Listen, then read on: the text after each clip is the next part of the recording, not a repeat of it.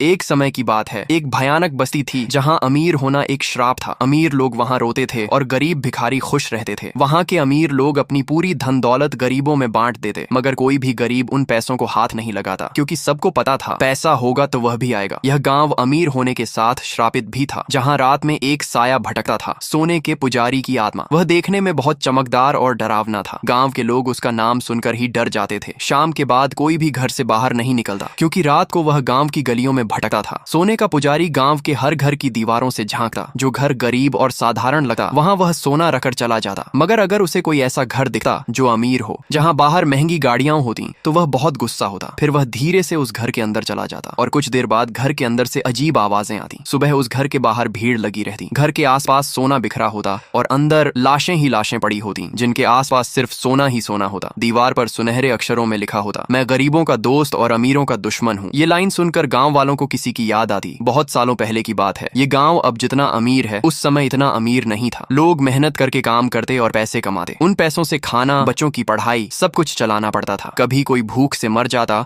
तो कभी school fees न देने पर बच्चों को स्कूल से निकाल दिया जाता। गरीब होना जैसे पाप था। लेकिन एक दिन सब बदल गया। एक सुबह गाँव में एक पुजारी बाबा आए। वह जादू जानते थे। जैसे ही उन्होंने गाँव वालों की हालत देखी, उनकी आंखों में आंसू आ गए। उन्होंने गाँव वालों की मदद करने का फैसला किया। उस शाम पूरा गाँव एक जगह इकट्ठा हुआ। पुजारी बाबा ने सबसे कहा, आज से आप सभी लोग अमीर हो जाओगे। सारे गरीब लोग खुशी से झूम उठे। पुजारी बाबा ने पूजा शुरू की। अचानक जमीन कांपने लगी। धीरे धीरे गांव बदलने लगा। हर तरफ पैसा, सोना और हीरे बिखर गए। पूरा गांव अमीर हो गया। गरीब लोग अचानक अमीर बन गए। उनके कपड़े बदल गए, जिंदगी बदल गई। सबने पुजारी बाबा का शुक्रिया अदा किया। लोगों को खुश देखकर पुजारी बाबा भी बहुत खुश हुए। लेकिन गाँव के जो पहले से अमीर लोग थे, वह खुश नहीं थे। उन्हें जलन हो रही थी। जिन गरीबों का वह मजाक उड़ाते थे, आज वह भी उनके बराबर अमीर हो गए थे। उन्हें पता था यह सब पुजारी की वजह से हुआ है, इसलिए उन्होंने एक फैसला लिया। उस रात जब पुजारी बाबा अपने घर में आराम से सो रहे थे, तब कुछ अमीर गुंडे आए और उन्हें पकड़कर अपने साथ ले गए। जब पुजारी बाबा की आंखें खुली, वह एक सुनसान जगह पर थे। गांव के अमीर लोग उनके सामने खड़े थे। उन्होंने कहा, क्यों रे पुजारी, तूने गांव वालों को अमीर बनाकर बहुत बड़ी गलती कर दी। पुजारी बाबा ने अपनी जान की भीख मांगी। मुझे जाने दो, मैंने तो सिर्फ गरीबों की मदद की है। तब अमीर गुंडों ने हंसकर कहा, यही तो तेरी पहली और आखिरी गलती है, और उन्होंने पुजारी बाबा को वहीं मार दिया। जैसे ही पुजारी बाबा की मौत हुई, गांव से सारा सोना चांदी गायब हो गया। लोग फिर से गरीब हो गए। गांव में फिर से गरीबी छा गई। गरीब लोग जोर जोर से रोते रहे, लेकिन अमीर लोग खुश थे। उन्हें सुकून मिला। लेकिन उन्हें क्या पता था, उनकी मौत आ चुकी थी। उस रात उस सुनसान जगह पर पुजारी बाबा की लाश पड़ी थी, लेकिन अचानक वह गायब हो गई और सीधा गांव में प्रकट हुई। अब वह सिर्फ एक पुजारी नहीं था, वह सोने का पुजारी बन चुका था। उस दिन के बाद से पुजारी गरीबों के लिए भगवान और अमीरों के लिए एक भयानक शैतान।